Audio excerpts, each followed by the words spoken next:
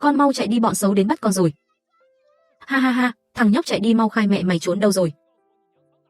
Tao không nói chúng mày muốn bắt mẹ tao gán nợ á, đừng hòng. Mẹ ơi, mau chạy đi, bọn xấu đến rồi ở đằng kia. Tao thấy rồi, mau đuổi theo. Đạo diễn a. Ai đào cái hố này thế? Thuốc của tôi. Bọn xấu các người, đáng đời ngã xuống đó. A Phúc, không cần bẩn tay con, bẫy sẽ tự dạy bọn họ một bài học. A Phúc, mẹ Đại Tráng làm vỡ đồ nhà tao là sự thật. Mấy người đào hố hại bọn tao, không phục A Phúc, người ta không phục đấy. Vậy con nói phải làm sao? Nói lý với kẻ không biết điều thì nói cái gì? Hôm nay mẹ dạy con, làm việc gì cũng phải lấy lễ phục người. Bò lên đây, dẫn đường về nhà các người, chị đây sẽ đích thân giảng đạo lý. Không lùi mà tiến à mày, mày dùng yêu pháp gì vậy? Yêu pháp cái gì? Trung y điểm huyệt, biết không? A Phúc nhớ kỹ, nếu người khác không nghe đạo lý, mình bắt họ ngồi yên lặng nghe từ từ, đi đến nhà họ Vương. Mẹ, chiêu nãy của mẹ lợi hại quá, con cũng muốn học. Muốn học cũng được, nhưng võ thuật là để rèn luyện thân thể và bảo vệ bản thân. Tuyệt đối không được ỷ mạnh hiếp yếu, biết chưa? A Phúc biết rồi, con phải bảo vệ mẹ và cậu. Thằng nhóc này, tuy nghèo nhưng đầu óc rất sáng dạ. Quan điểm cũng rất đúng đắn, có đứa con thông minh thế này, chuyến xuyên không này cũng không lỗ. Đây là mụ đàn bà điên kia ư? Rửa sạch trông như tiên nữ hạ phàm vậy. Các vị bà con, Triệu Nhị Hổ nói nhà tôi Đại Tráng làm vỡ đồ gia truyền của hắn, muốn bắt mẹ con tôi gán nợ. Hôm nay xin mọi người làm chứng, xem cái đồ gia truyền này rốt cuộc quý báu thế nào. Này Nhị Hổ, đem bảo vật ra đây. Thả người ra. Hắn khỏe quá, tao nói thả người.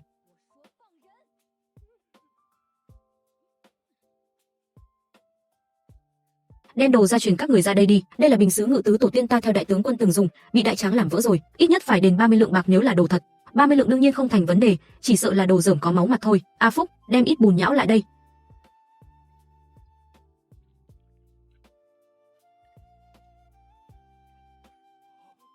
Các vị xem cho rõ đây, dưới đáy in dấu của lò gốm Hạ Gia đấy. Lò Hạ Gia chẳng phải cái lò nung hũ mỡ heo ở trấn bên cạnh sao? Triệu Nhị Hổ, mày lấy đồ rách giá 2 văn tiền tống tiền bọn tao 30 lượng, đem ra huyện đường, đó là tội tống tiền nặng đấy. Tôi sai rồi, bà chị ơi, là tụi tôi bị mỡ heo che mắt rồi. Ngàn vạn lần đừng báo quan, không báo quan cũng được. Hôm trước các người mượn cớ thu tô, cướp đi bao bột mì cuối cùng nhà tao và 3 con gà mái già, hôm nay trước mặt cả làng, không những phải trả lại nguyên vẹn, còn phải bồi thường tiền thuốc cho Đại Tráng nhà tao. Tên Triệu Nhị Hổ vô lại đó đáng bị trị. Mẹ, hôm nay mẹ lợi hại quá, hóa ra đối phó kẻ xấu thực sự phải dùng trí tuệ. Sau này con phải đọc nhiều sách, dùng đầu óc đánh bại bọn xấu. Đúng rồi, tri thức mới là vũ khí mạnh nhất. Cái vùng núi nghèo nàn này, đến cơm còn không đủ ăn. Ta nhất định phải đào ra vàng từ những ngọn núi này.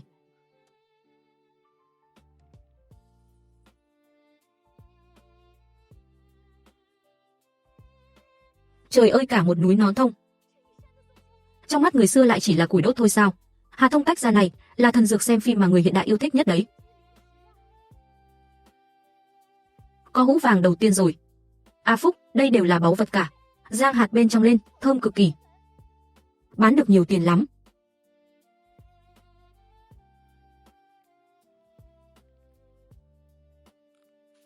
Mẹ lừa con gãy răng rồi.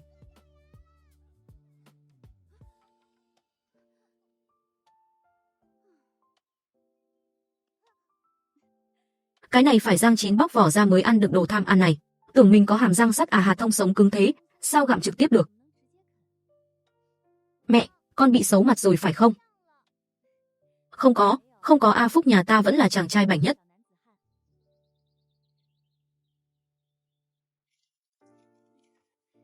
Đại Sơn ơi, chúng ta sắp phát tài rồi. Chúng ta sắp được ăn bánh bao nhân thịt rồi. A ha ha ha.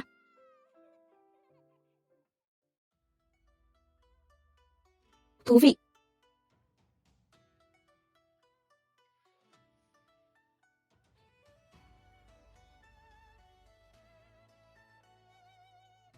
Mẹ, thơm quá, xong chưa ạ? 50 cân này, ngày mai mình mang ra chợ bán. Bán được tiền, mẹ mua cho con. Bánh bao thịt ăn. Đi lên thành rồi, ha ha ha.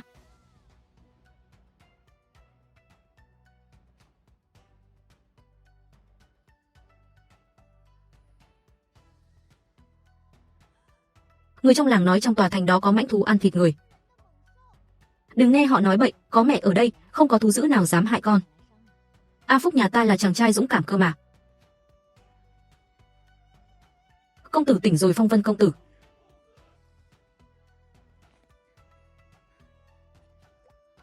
Mẹ cõng không nổi thì để cậu Đại Tráng cõng đi mà. sĩ diện hão thì khổ, mẹ đang rèn luyện thân thể đấy. Cậu đại tráng ơi, mau cứu mạng.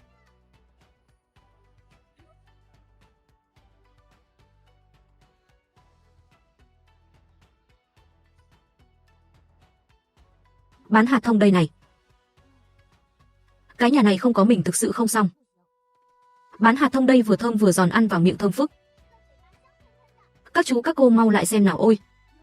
Đứa bé này thật đáng yêu. Hạt thông này là cái gì vậy? Bác ơi, hạt khô này dinh dưỡng rất phong phú, bác cứ nếm thử miễn phí. Thơm thật cô nương, bao nhiêu một cân cho tôi 10 cân. Bác ơi, là 30 văn, không, 500 văn một cân ạ. Ôi trời ơi, cướp tiền à, 30 văn. Ai mà mua thứ này?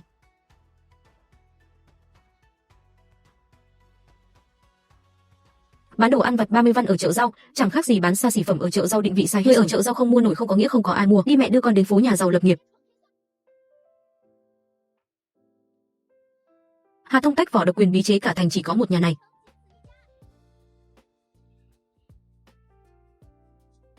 Ôi, cô nương từ đâu tới vậy? Thứ gì trên tay cô đấy, có ngon không đây? Chắc là khách lớn mẹ nói rồi nhỉ. Âu Dương thiếu gia ngài nếm thử đi, ăn rồi đảm bảo ngày nào cũng nhớ.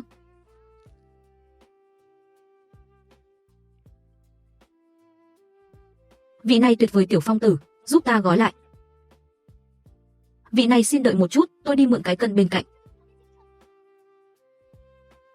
Ôi cô vớ được mối làm ăn của Âu Dương Ngũ thiếu gia rồi. Đó là phú hào hạng 10 đầu trong thành đấy. Bác ơi, cho cháu mua một cái cân và mấy túi giấy nữa.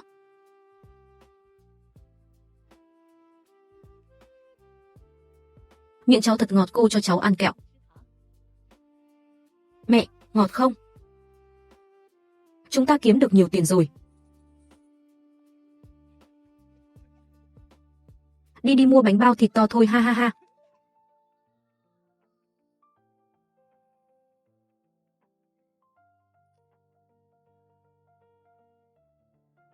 Mẹ, thịt bao nhiêu tiền một cân?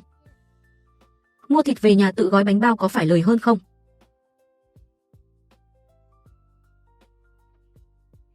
Mẹ ăn rồi, các con ăn đi. Số tiền còn lại, mẹ đưa các con đi mua thịt. Mẹ, mỡ heo đó giải thèm lắm. Chủ quán cho 1,5 cân ba chỉ thêm thịt nạc tươi, vâng ạ. 24 văn.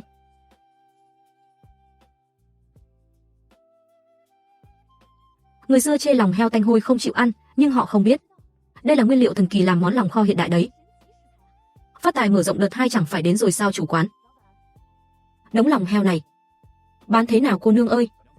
Lòng heo này dọn dẹp phiền lắm, cô lấy hết và thêm 5-6 cân xương sườn lóc sạch này, tổng cộng tôi tính cho cô 30 văn. Trong tiểu thuyết đều nói thời cổ ruột heo cho không, hóa ra là lừa người, nhưng 30 văn mua được nhiều thế này cũng lời to rồi. Đồng ý chủ quán gói lại cho tôi. Mẹ, thứ này hôi thế, mua nó làm gì? Chẳng thà mua thêm 2 cân thịt còn hơn, đây gọi là đầu tư sau này nếu con tính sổ giỏi. Mẹ sẽ giao quyền tài chính của nhà cho con. Thật ạ, một lời đã hứa.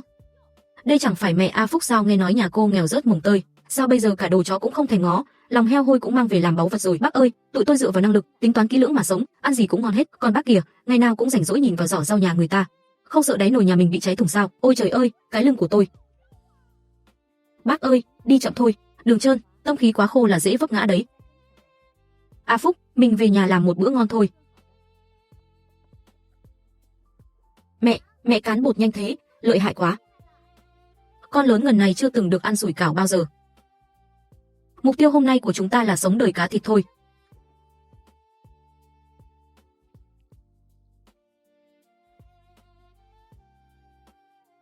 Ôi thơm thật, đang ăn món ngon gì thế? Nhị thẩm ở ngoài bận cả ngày rồi, vừa hay đói bụng, sao bà giật của con?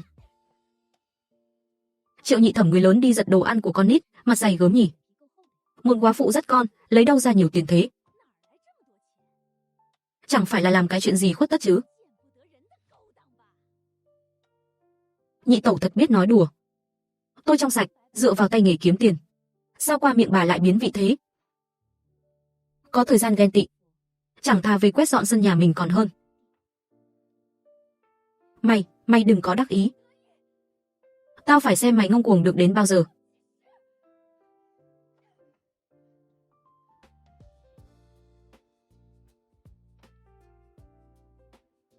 dù thật hay giả.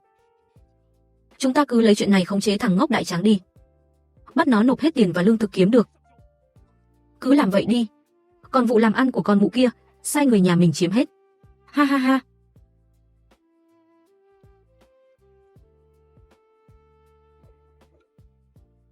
Quả núi này nhà họ Triệu chúng tao bao trọn rồi, cút sang chỗ khác.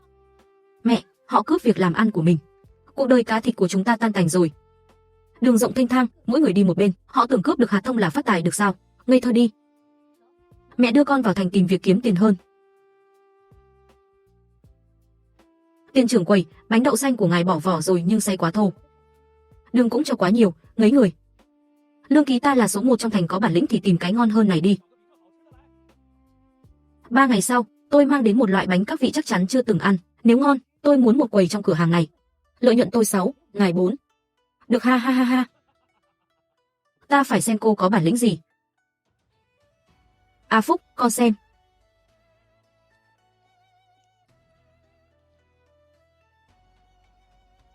Chỉ cần dụng tâm, thực liệu bình thường cũng làm ra hương vị nhân gian.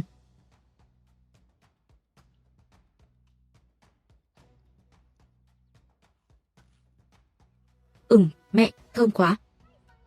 Thơm thì ăn nhiều vào. Bánh nhỏ này ngửi thơm thật, bao nhiêu một cái? 8 văn một cái, 2 cái 15 văn. 8 văn một cái bánh của cô đắt thật đấy. Đủ tôi mua nửa cân thịt rồi. Vị đại ca này, chúng tôi dùng bột mì trắng thượng hạng, phối với nhân hoa hồng tươi bí chế độc quyền.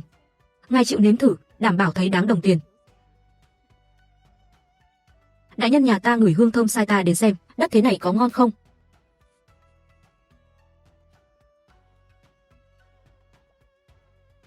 Ngoài giòn trong mềm, ngọt mà không ngấy, tuyệt, cho ta 6 cái. 66 đại thuận, tổng cộng 45 văn. Tôi cũng lấy 2 cái nếm thử để cho tôi 4 cái.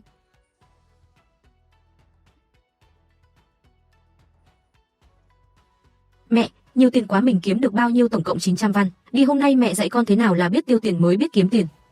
Ông chủ, mỗi loại 50 cân. Muối mịn 2 cân, muối thô 5 cân, 5 cân mỡ heo.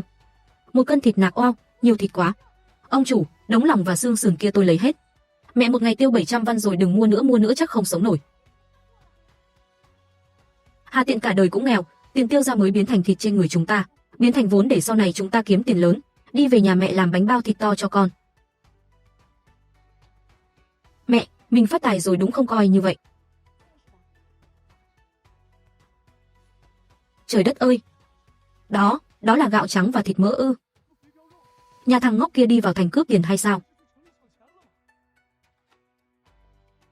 Thanh Hà ơi, nghe nói cô vào thành bán bánh hoa tươi gì đó, kiếm được nhiều tiền. Đều là người một nhà, dạy chúng tôi công thức đi, mọi người cùng phát tài. Triệu Mập Thẩm, công thức độc môn bán trứng pha lê của bà chịu chia sẻ với chúng tôi không? Nếu chịu, vậy chúng ta đổi. Con ít biết gì đó là báu vật của nhà ta đấy. Vậy ra công thức nhà bà là báu vật, còn bánh nhà tôi phải đem ra làm từ thiện.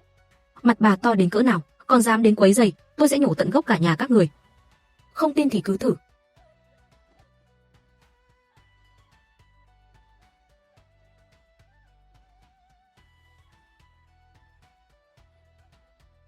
Chú ơi, chú không có chỗ nào để đi à, hay là về nhà cháu nhé? Mẹ con nhặt được thứ tốt.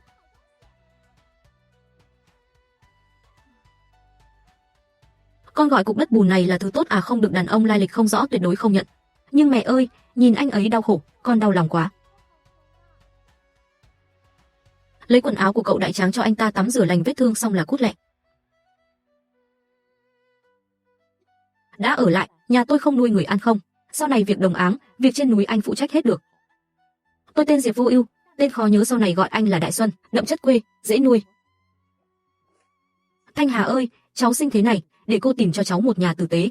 Lưu Thẩm, xem mặt cũng được, nhưng cháu có 10 điều kiện: 1, nhân phẩm đoan chính; 2, hoặc có tiền hoặc cực đẹp trai; 3, biết chữ; 4, biết võ công; 5, điều quan trọng nhất, phải coi A Phúc như con đẻ.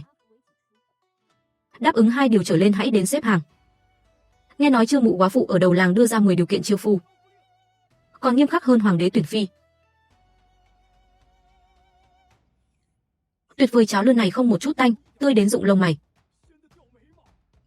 Lý Tam Đa, cô nương quá đẹp, quá giỏi, tôi kẻ phàm phu tục tử không xứng, xin cáo từ. Đại tráng đem công thức nấu ăn ra đây. Nếu không đưa ra, tao sẽ nói cho cả làng biết. Mày ăn trộm quả gia truyền của nhà tao để làm bánh. Đến lúc đó xem mày làm ăn thế nào. Mày nói dối tao không nói cho mày đâu. Mình bảo sao thằng ngốc đó cứ ngơ ngơ ngẩn ngẩn, hóa ra bị lão Triệu uy hiếp rồi. Muốn ăn cắp công thức của ta hả? Được, bà cô đây tặng các ngươi một món quà to. Đại tráng à, muốn học công thức phải không? Đến đây nhìn cho rõ.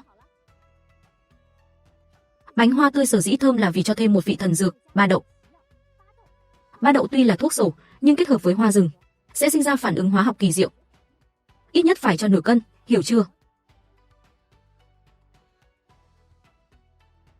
Vị hơi kỳ lạ, có phải cho nhiều muối quá không? Kệ nó, của chùa mà, ăn nhanh đi.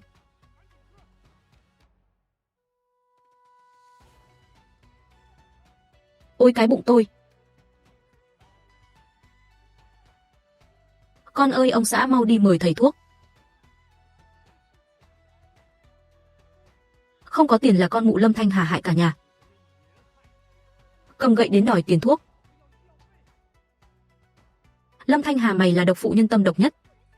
Cố ý đầu độc hại cả nhà tao. Đền tiền thuốc cho con tao.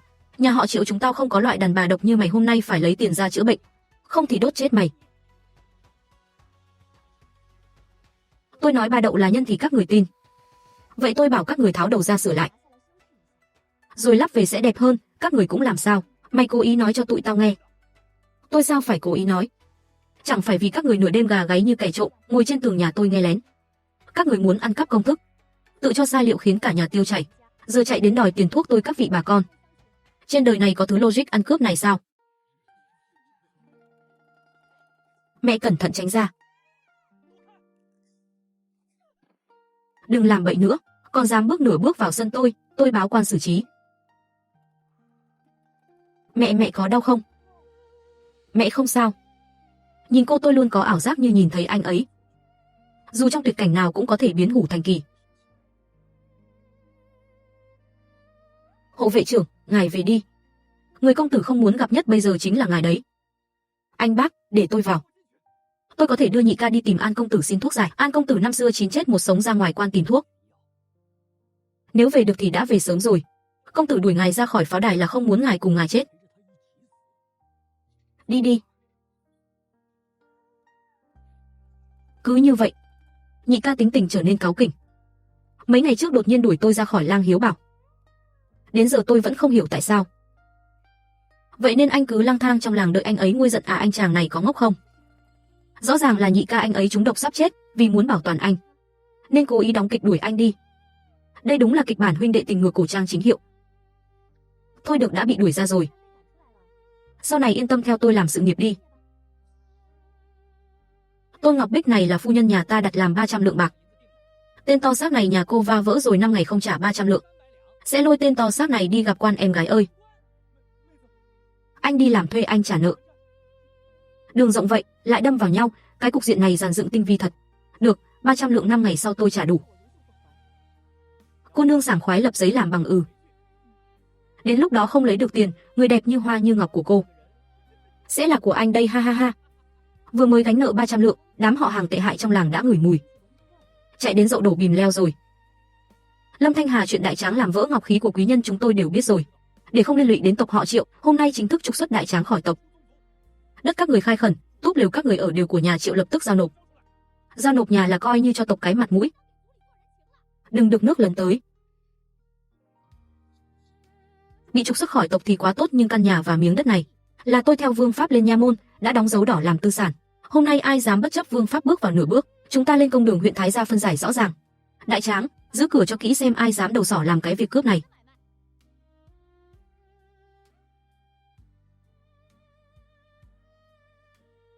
Em điên rồi. Anh nói rồi, nhị ca đuổi anh ra, em còn lôi anh đến Lang Hiếu Bảo mượn tiền. 300 lượng cự khoản, ngoài tìm nhị ca thổ hào của anh tài trợ, chẳng lẽ thật sự đi bán thân? Yên tâm, em đến đàm phán một thương vụ xuyên quốc gia có thể thay đổi cả thiên hạ.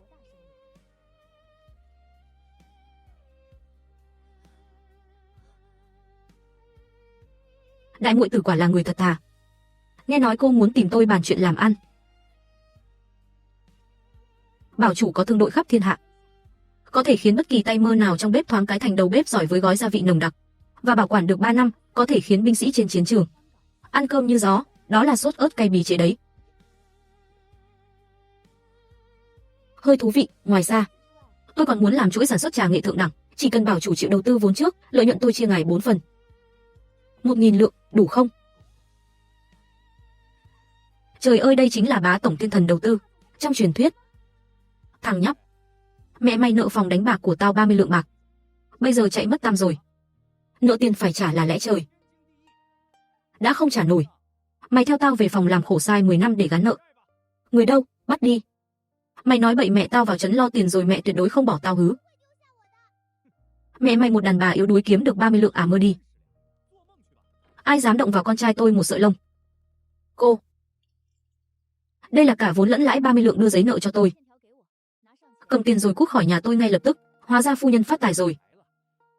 Dễ nói, mẹ con tưởng mẹ không cần con nữa.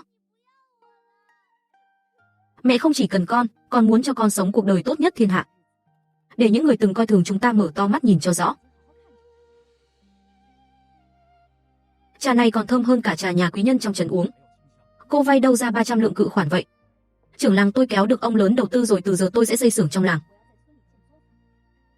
Ớt rừng đầy núi, tôi thu 1 văn 1 cân không giới hạn. Sau này còn trồng cây trà, xây nhà máy. Chỉ cần mọi người theo tôi làm, không đầy 3 năm, chúng ta sẽ xây dựng được trường học tốt nhất trong làng, để tất cả trẻ em trong làng có thể đọc sách thi trạng nguyên. Lời này thật chứ, có thể chứng kiến không?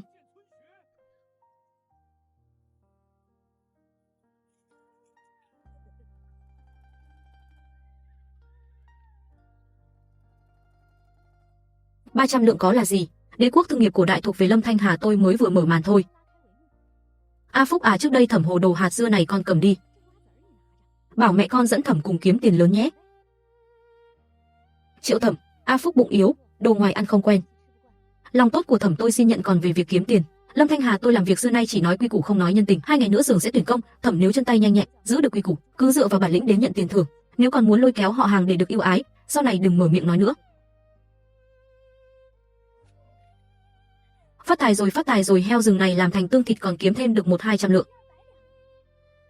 Bảo chủ, ngài quanh năm bị nhốt trong pháo đài, có khi nào không kiểm soát nổi mà phát ra tiếng kỳ lạ không? Hoặc luôn cảm thấy có người hại mình, sợ hãi cực độ. Cô làm sao biết nhị ca anh ấy trước đây cũng vậy? Đây gọi là rối loạn căng thẳng sau PTSD, cộng thêm mất kiểm soát hành vi nhẹ. Nói trắng ra là bệnh tâm lý, ra ngoài đi dạo nhiều. Đừng tự coi mình là bệnh nhân. Gặp nhiều người, làm quen rồi sẽ ổn. Lâm Thanh Hà chỉ cần cô chữa được cho nhị ca, đời này tôi là của cô. Cô muốn tôi cũng được. Đây là lòng heo công tử nhà chúng ta, vàng tôn ngọc quý. Sao có thể ăn thứ ô uế này, ăn hay không tùy.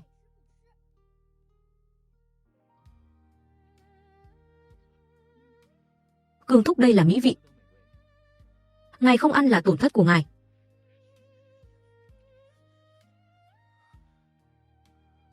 Hồi nhỏ tôi từng bị người mình tin cậy làm tổn thương. Cha mẹ lại cho rằng tôi không hiểu chuyện.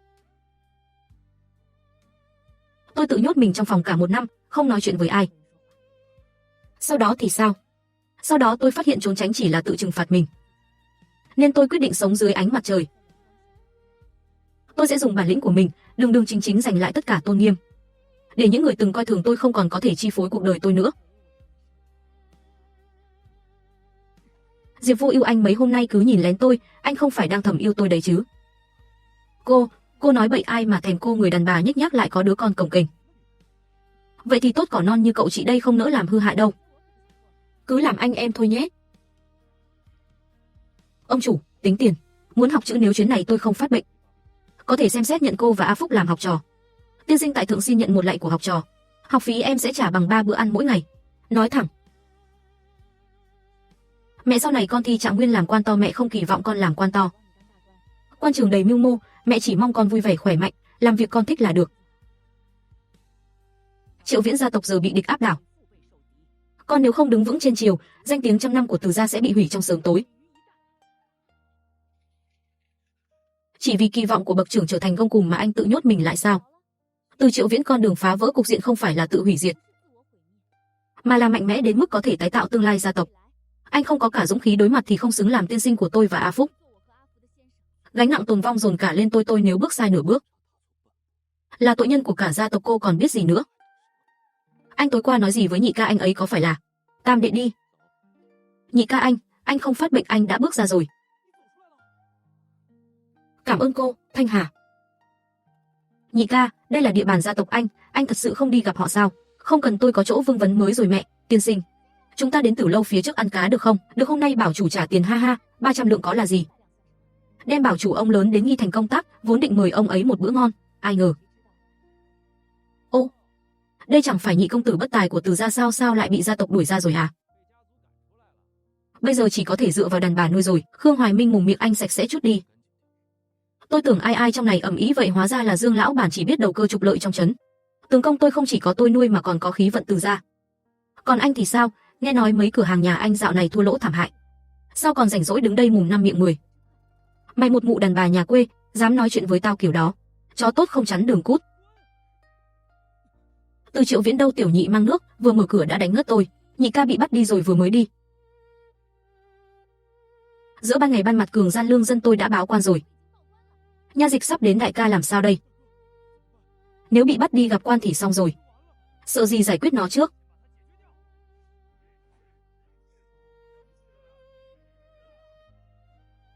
Tôi khuyên các người mau cút về nói với Dương Vĩ Minh. Sau này dám động đến người Từ gia, tôi không chỉ cho hắn vào ngục, mà còn khiến hắn tan cửa nát nhà. Nhị ca, gói gia vị này nhìn đen xì xì, không có ai mua đâu, đi qua đừng bỏ lỡ. Tay mơ làm bếp cũng thành thần đầu bếp với loại nước sốt bí chế này, không tin thì xem biểu diễn tại chỗ. Tôi nói thôi không đủ, tùy tiện chọn người lên thử. Chính là vị thư sinh mặt trắng này.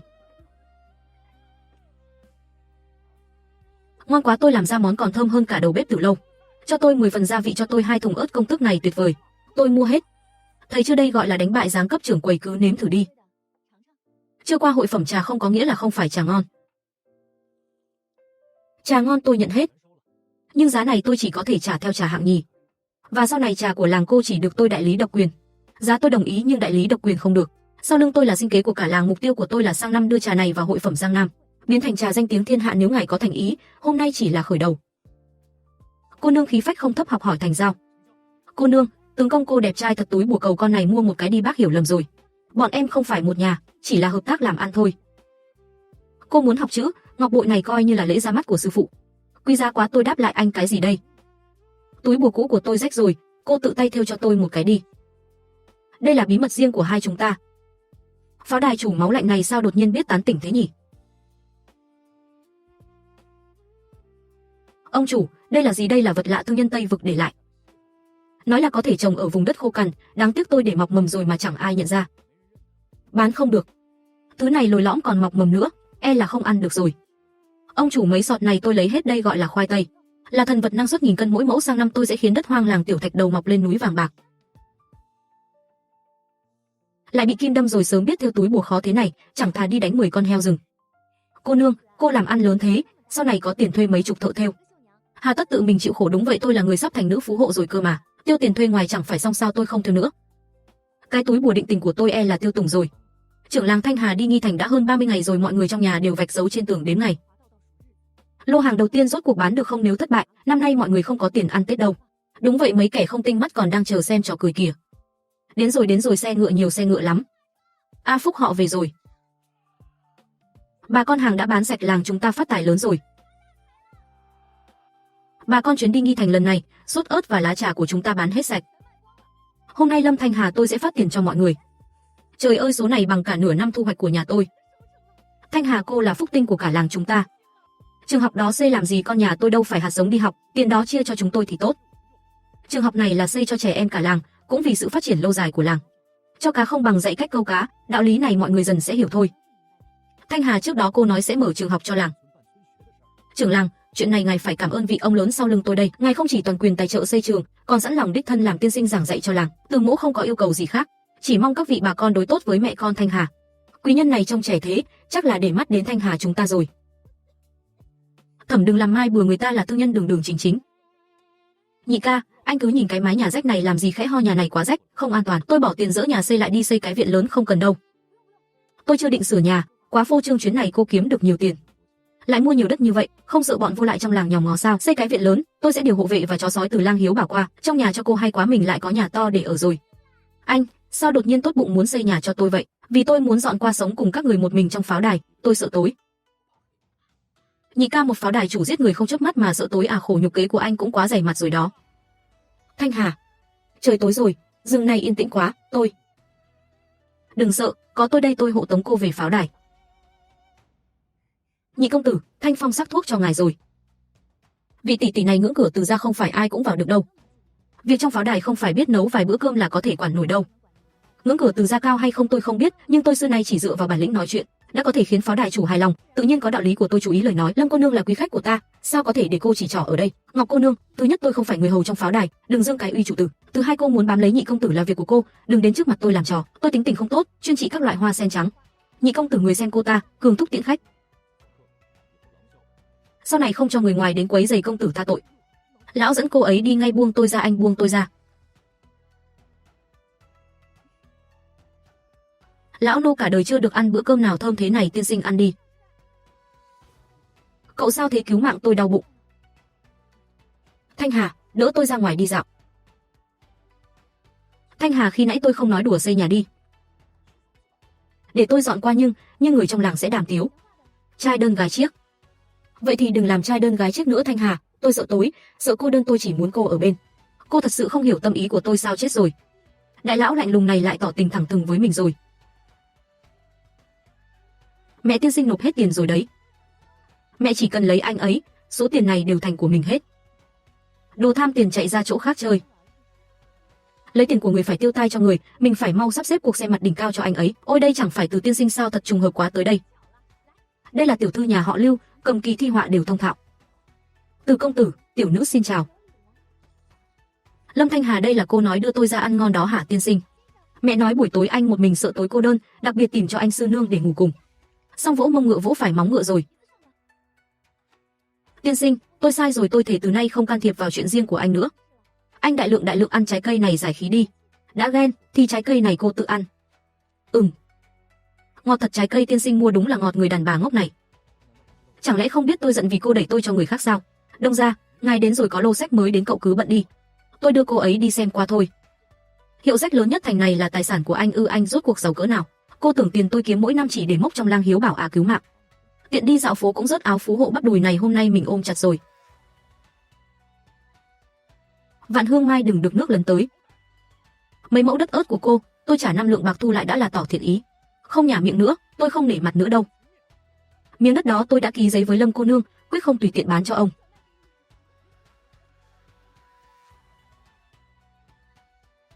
Cô từ đâu đến vậy, dám xen vào chuyện của lão tử? Sống chán rồi à? Mua bán cưỡng ép, tống tiền uy hiếp. Ông kiểu này, thật xem luật pháp nha môn như tấm gương soi rồi. Vạn trưởng quầy, ớt của bà là hàng Lâm Thanh Hà tôi đã đặt, đánh tôi anh cứ đợi đấy. Tốt nhất anh nên đi dò la xem, người dám cướp việc làm ăn với Lâm Thanh Hà tôi trong trấn này đều có kết cục thế nào cút. Thanh Hà, cô phải cẩn thận, tên thương buôn này là một bá trong trấn. Bình thường bắt nạt người không ít. Thẩm yên tâm, quy củ của thời này không phải do kẻ ác nói được. Tôi sẽ dùng sự thật nói cho mọi người trên thiên hạ biết, phụ nữ tuyệt đối không thua kém đàn ông. Giấy mực này cho cô, muốn vẽ gì viết gì tùy cô. Quý giá quá, tôi không thể nhận không. Để báo đáp, tôi dạy cô một việc làm ăn mới. Truyện tranh nếu chúng ta in loại sách này, chắc chắn sẽ thịnh hành cả thành. Ý hay hiệu sách của tôi sẽ in bán. Lợi nhuận tôi và cô 5 năm chia. Tôn Hà, hôm nay cô hại tôi đắc tội với nhà họ Lưu.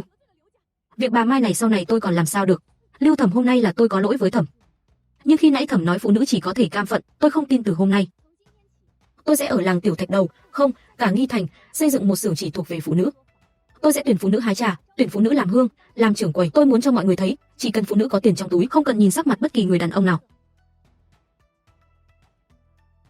Lâm nương tử chắc điên rồi, loại quả chua chết người cho heo cũng không ăn. Mà cô ấy lại bỏ tiền thu, trước miệng to nói chuyện chấn động, tưởng làm ăn gì lớn lao. Hóa ra là thu đồ phế thải. Ở thời đại này, chênh lệch thông tin chính là tiền. Mấy quả chua chát trong mắt dân làng, cộng thêm ớt rừng khắp núi đồi, chỉ cần qua công nghệ lên men hiện đại, sẽ là kim chi khai vị tuyệt vời được quan lại quý tộc yêu thích.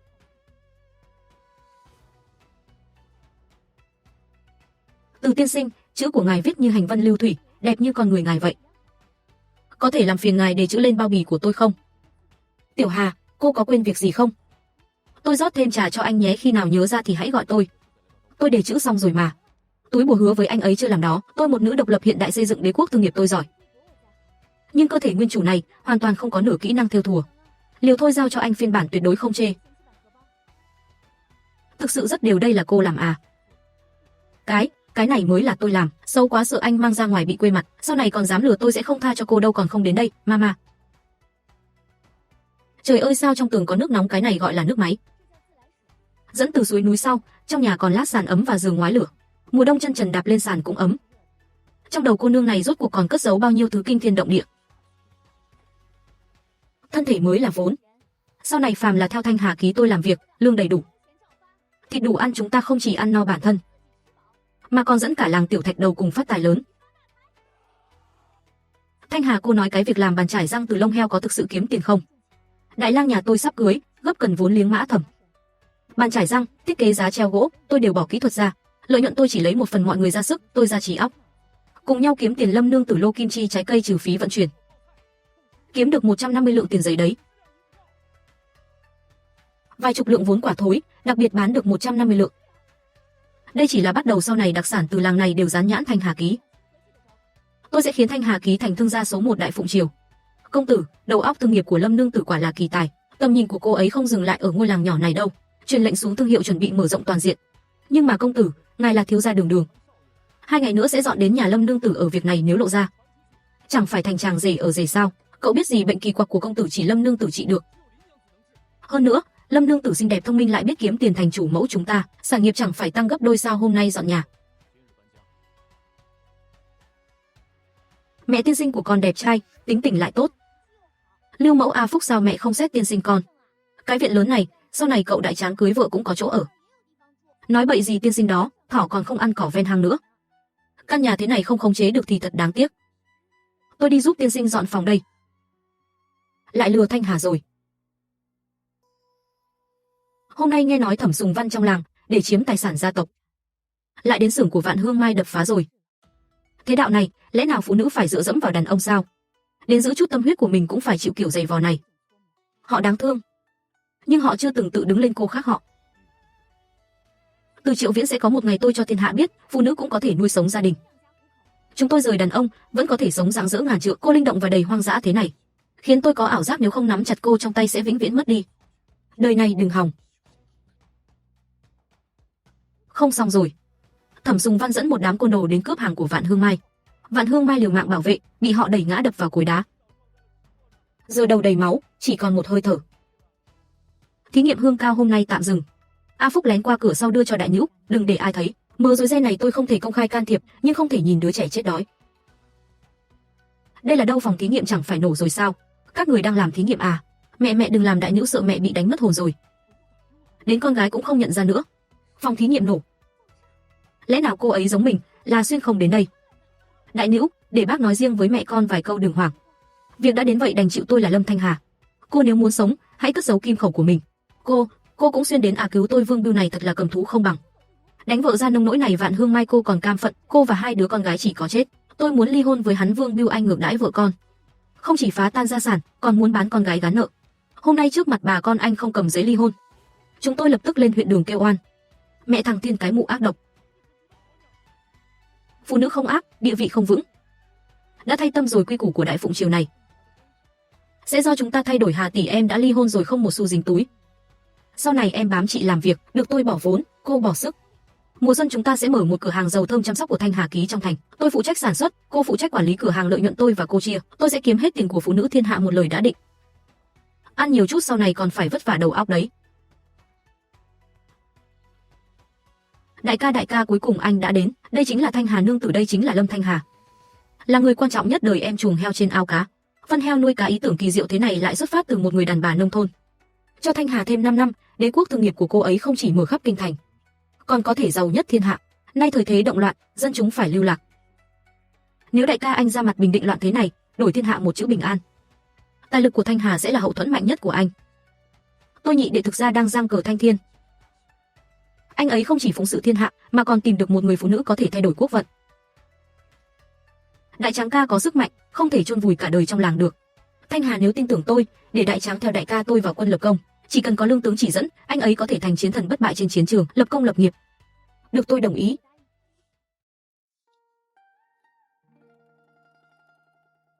Đi qua đừng bỏ lỡ kem nuôi da Thanh Hà ký bí chế độc quyền. Hôm nay phát miễn phí, chỉ cần đăng ký tên và địa chỉ là nhận được một phần miễn phí. Miễn phí thật sự làm mặt mềm mịn được 10 ngày làm hạn. Vô hiệu thì đập biển hiệu của tôi dùng thử miễn phí lấy danh sách khách hàng. Bộ chiêu tiếp thị đánh bại giáng cấp giới mỹ phẩm hiện đại này. Đặt vào Đại Phụng Triều, đủ để lật đổ toàn thị trường. Từ tiên sinh kem nuôi da chỉ là viên gạch gõ cửa thôi. Muốn thực sự mở thị trường cao cấp, kiếm tiền của các phu nhân quan lại, chúng ta cần một biển hiệu sống cực kỳ có trọng lượng. Anh có quen phu nhân nào tai mặt không? Phu nhân Chi huyện đương nhiên là lựa chọn hàng đầu, nhưng còn có một nhân vật phù hợp hơn, cũng có thể gây chấn động hơn. Là ai? Từ tiên sinh, anh xin tự trọng. Cô còn giả ngốc đến bao giờ nữa? Tôi không hiểu anh đang nói gì. Tôi là người đã ly hôn lại dắt theo con, không dám có quá nhiều dính líu với anh. Đồng minh tôi tìm kiếm vĩnh viễn, tự nhiên có tư cách sánh vai với tôi. Bên ngoài án mạng không phòng được, tôi giữ cô trong tầm mắt mình. Là sợ cây hái tiền của cô bị người khác hủy hoại, Lâm Thanh Hà đã lên thuyền của tôi. Đời này tôi sẽ bảo vệ cô chu toàn, quyết không để cô chiến đấu đơn độc. Vị này tuyệt vời Lâm nương tử. Cô tốn công tiếp cận tôi rốt cuộc muốn gì? Phu nhân sảng khoái, tôi muốn phu nhân thành biển hiệu sống của Thanh Hà ký. Dựa vào cái gì? Dựa vào tôi có thể khiến phu nhân trở lại nhan sắc đỉnh cao tuổi 20, khiến tên phụ tâm năm xưa mù mắt phải hối hận. Đừng vội, tôi xếp hàng cả đêm rồi. Hôm nay nhất định phải mua được kem nuôi da. Nghe nói cô gái nhà họ Triệu thành tâm dùng xong không chỉ ban tàn nhang lui đi, mặt trắng như trứng bóc vỏ. Người đến hỏi cưới sắp đạp gãy ngưỡng cửa rồi. Các vị phu nhân tiểu thư hôm nay phát giới hạn 100 phần. Ai đến trước được trước. Trong thời đại không có mạng internet này, danh tiếng giới quý phụ và tiếp thị đói khát chính là vũ khí thương nghiệp chí mạng nhất. Giới mỹ phẩm Đại Phụng Triều chuẩn bị đón nhận đòn đánh bại giáng cấp đi. Thanh Hà trong đầu cô rốt cuộc chứa bao nhiêu thứ? Cách chăn nuôi này một khi đẩy ra toàn quốc, đủ để thay đổi quốc vận. Vậy vẫn chưa đủ, chúng ta phải xây nhà máy chế biến thức ăn chăn nuôi riêng, luyện đạm đậu nành, bột mật gấu. Nửa năm tôi sẽ khiến dân chúng Đại Phụng Triều ngày nào cũng được ăn thịt. Có cô là phúc tinh của Đại Phụng Triều, cũng là phúc tinh của Từ Triệu Viễn ta. Dặn đi thượng âm nghĩ đến của hồi môn con gái, dặn mạnh đi. Sinh rồi chúc mừng Mộ Dung lão gia là một bé trai bụ bẫm 9 cân tốt tốt trọng thưởng. Ha ha ha, Triệu Viễn Từ gia bại rồi, cả tộc lưu đày. Giờ chỉ có thể đến nương nhờ con. Viên Nhi mẹ đến thăm con đây. Đưa đến Lang Hiếu bảo nhốt lại.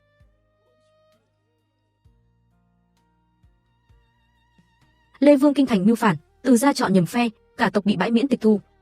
Lão nhị đám người này tuy thất thế, nhưng đa số đều biết chữ tuyệt vời. Mỹ viện của tôi đang lo không tuyển được mỹ dung sư có giáo dưỡng biết chữ.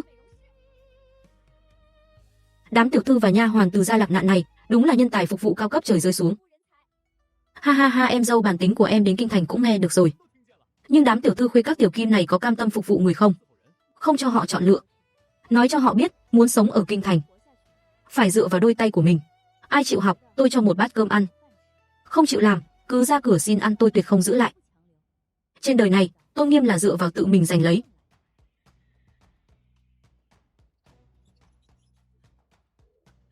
Mẹ con đói tam ca sao chưa sai người gửi cơm đến, anh ấy muốn ép chết chúng ta sao? Bẩm, năm xưa, để con đẻ của bà được tước vị, bà đã lén đánh cháo thuốc cứu mệnh của Triệu Viễn. Việc tàn hại huynh đệ độc ác này, bà thật tưởng có thể che giấu được trời sao? Cô làm sao biết? Đến địa bàn của tôi, quy củ chỉ có một điều. Không làm việc, không có cơm ăn. Mày là cái gì, tao là Từ thất tiểu thư. Cho dù chết đói, tao tuyệt không sờ vào máy dệt hèn hạ này.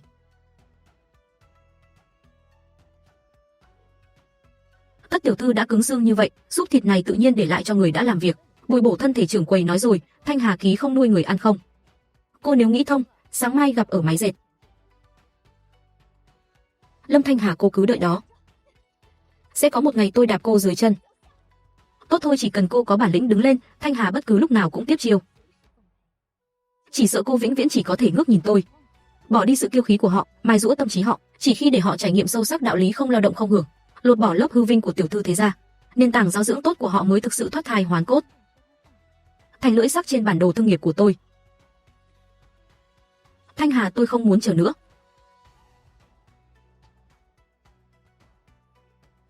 Từ Triệu Viễn anh ra dáng thế này, là muốn tôi nhìn anh khác đi à? Thanh Hà, hãy làm nương tử của tôi được không?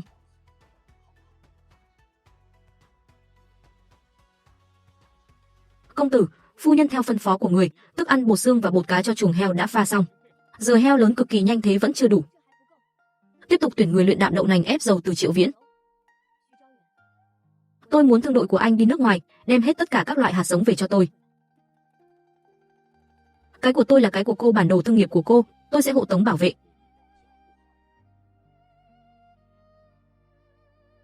Phù Dung tỷ tỷ, mặt tỷ chẳng lẽ ăn tiên đan rồi à? Làm gì có tiên đan nào.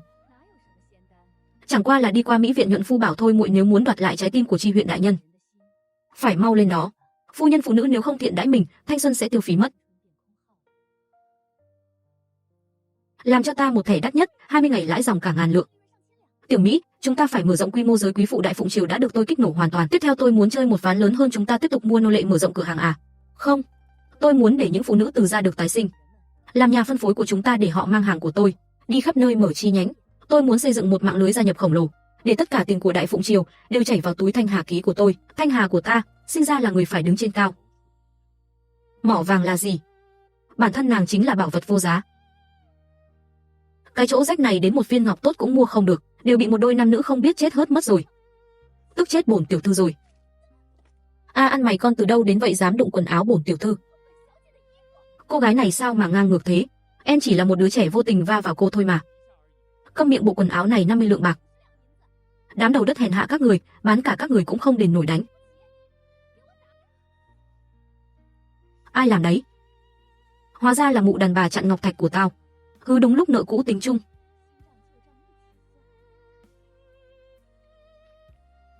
Cô muốn làm gì? Tôi là đại tiểu thư nhà họ Dương ở Tiểu Lam Thành, Hồng Phú Quý. Tao hỏi mày tay nào đánh con tao?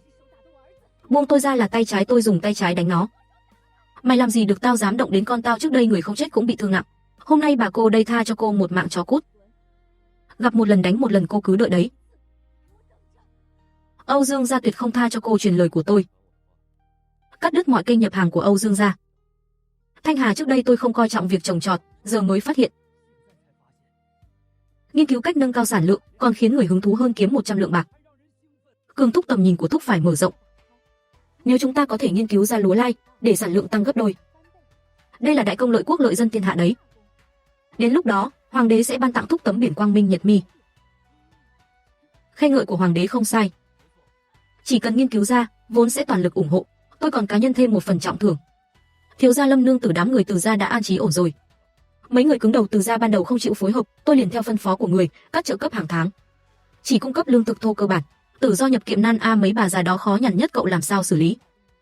Ác không nghe lời không cho ăn, nhốt cấm phòng. Đợi đói rồi tôi mới nói cho họ biết.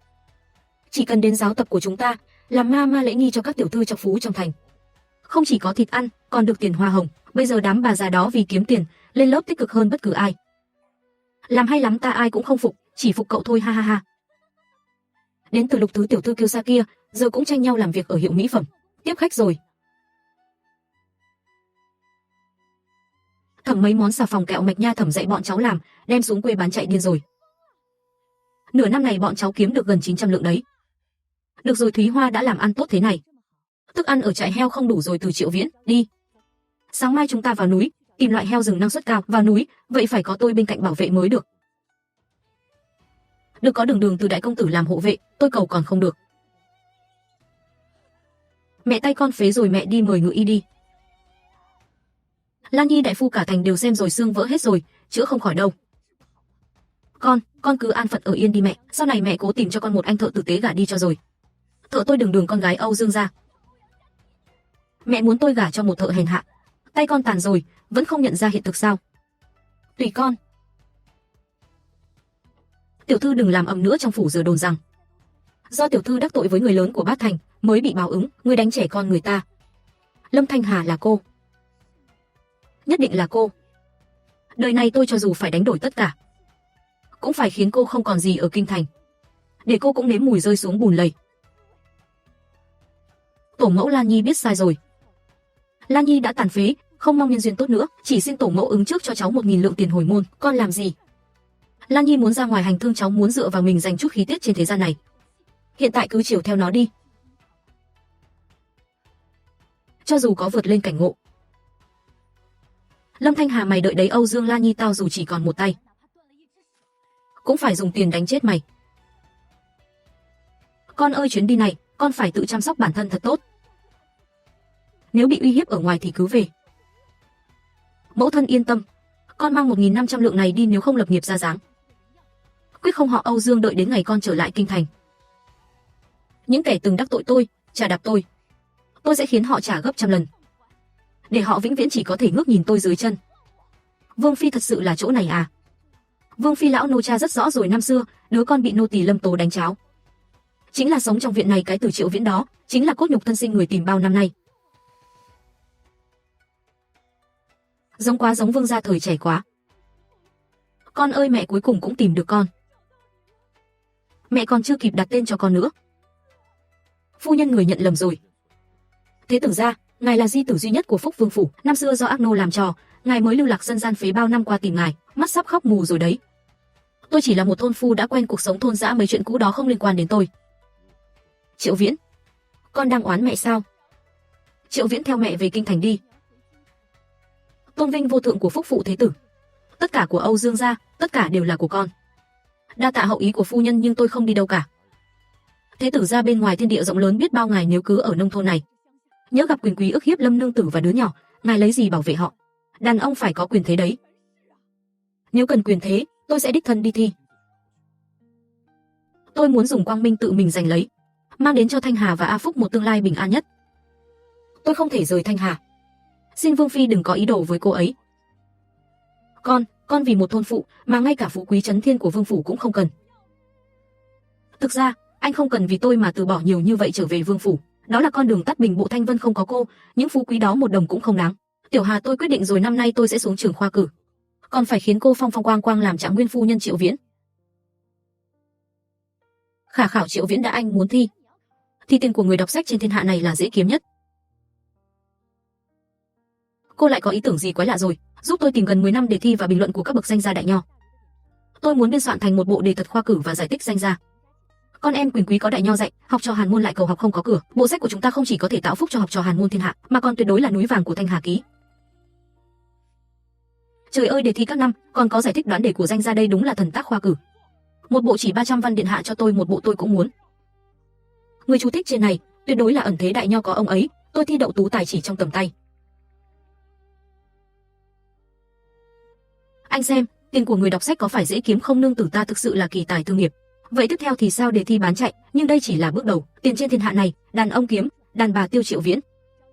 Bước tiếp theo, tôi muốn làm tờ tuần san phụ nữ đầu tiên của Đại Phụng Triều. Tuần san phụ nữ đúng, đem mọi chuyện đồn đoán trong thành, phương thuốc nuôi dưỡng ra và chuyện tranh hay nhất bao chọn, để các tiểu thư khuê các và phu nhân không bước ra cửa. Ngày nào cũng mong chờ tuần san của tôi cập nhật. Tôi muốn cả tiền của phụ nữ thiên hạ này cũng đều chảy vào túi Thanh Hà ký. Lâm nương tử nghe nói người muốn tìm tin tức cấp tốc, mà còn là lâu dài. Đúng vậy, tôi muốn làm một tờ san toàn thành đọc. Cần lượng lớn lời đồn trong thành, đồn đoán cửa hàng, động hướng, cái bang các vị đi khắp ngõ ngách, tin tức nhanh nhạy, một tin hữu hiệu 100 văn tuyển dụng lâu dài trên không giới hạn. Ngoài ra, tôi sẽ chuyên môn phái người dạy huynh đệ cái bang biết chữ. Biết chữ? Nương tử lời này thật chứ? Nếu biết chữ, huynh đệ cái bang sau này không cần xin ăn nữa, theo tôi làm không chỉ có cơm ăn, mà còn đứng vững mà kiếm tiền. Lý phu nhân, đây là tờ san vĩ đại mới ra của Đông gia chúng tôi, bên trong có chuyện mới trong thành và bí phương Mỹ Dung, người giải khuây xem qua nhé. Ôi, chuyện tranh liên tải này thú vị thật. Còn có cả phương thực dưỡng thúc đẩy giấc ngủ, đợi đã. Trên này còn có cả vị trí quảng cáo cửa hàng. Nếu cửa hàng tơ lụa nhà ta đăng lên đây, chẳng phải các phu nhân cả thành đều nhìn thấy sao? Mau đặt cho ta 5 phần cả năm. Không, đợi đã, quản sự đâu rồi? Ta muốn mua trang nhất, cơ hội tốt thế này, tuyệt không thể để nhà họ Trương đối diện giành mất.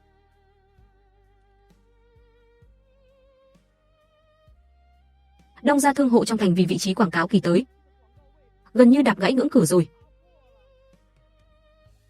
Tốt, để tất cả các tiểu thư phu nhân khuê các thâm cư trong toàn thành đến viết bài trả nhuận bút. Tôi muốn cho phụ nữ Đại Phụng Triều biết, không dựa vào đàn ông, chúng ta dựa vào nghĩa khí và can đảm cũng có thể nuôi sống mình.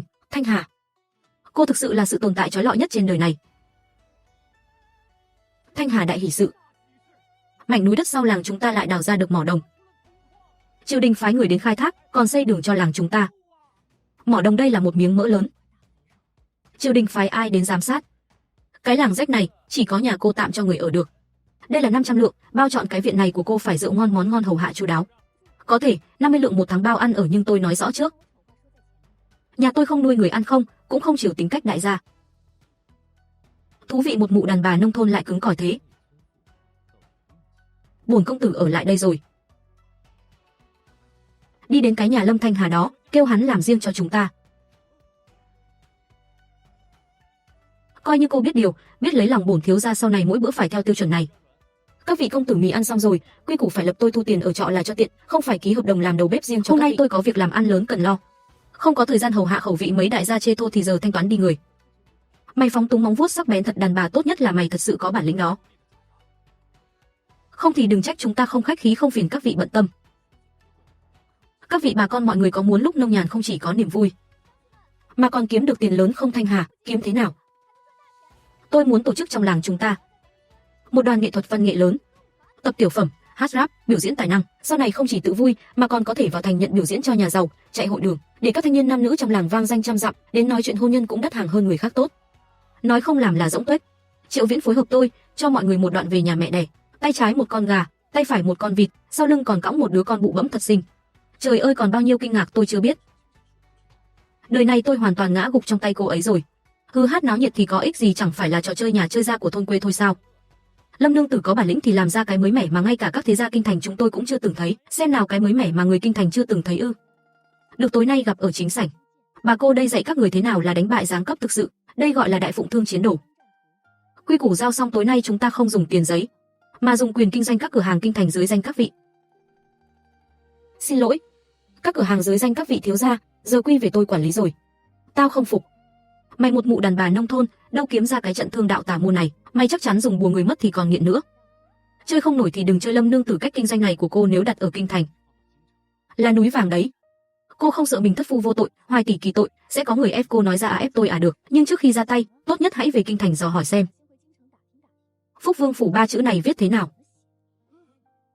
Vương phủ chẳng lẽ cái từ Triệu Viễn đó thực sự là thế tử gia trong truyền thuyết mà Phúc Vương phi thất lạc bao năm? Lâm nương tử, tối qua là tôi có mắt không nhận ra Thái Sơn. Vết thương trên tôi đã hoàn toàn phục rồi. Sau này người chỉ đông tôi quyết không đi tây.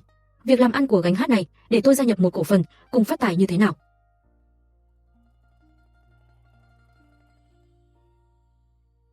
Được đi. Quá thú vị rồi. Một đám đầu đất hiểu gì về thanh hát. Thượng quan lên đây lộ tay cho họ xem. Hí khúc chính thống kinh thành. Các vị bà con đã thấy chưa, chỉ cần dám lên sân khấu là có thể kiếm tiền vàng bạc thật. Chúng ta không chỉ diễn trong làng, còn nhận hội đường đỏ trắng bên ngoài. Thanh Hà, gánh hát của chúng ta phải có một cái tên thật vang dội chứ. Gọi Hỉ Lâm Môn, Đa Hỉ Khánh tốt. Để hí kịch hay khai đấu khởi, gánh hát của chúng ta chính thức đặt tên là Hỉ Lâm Môn Quát Lạp Lạc Đại Kịch Đoàn. Phòng nghi khoa cử ở Nghi Thành điều kiện cực kỳ khắc nghiệt. Thi liền 7 ngày không nhóm lửa nấu canh nóng được, đầu óc bị đông cứng hết. Nhớ kỹ, kỳ thi này chính là một trận chiến sinh tồn. Thanh Hà, cô đãi tôi tận tâm thế này, tôi nên đáp lại thế nào? Cứ chuyên tâm thi đi. Tiên sinh, đây gọi là thần cung trợ quý chi ái, hôn nồng nồng đó. Mẹ con nói rồi, đây là tiếp dũng khí cho thầy, đợi thầy thi đậu trạng nguyên, con sẽ đổi cách gọi thầy là cha. Ha ha ha, tốt, một lời đã định. Khoa cử Nghi Thành chỉ là bước thứ nhất. Thương giới ở đó. Cũng đã đến lúc để Thanh Hà ký tôi đến khuấy động một phen phong vân.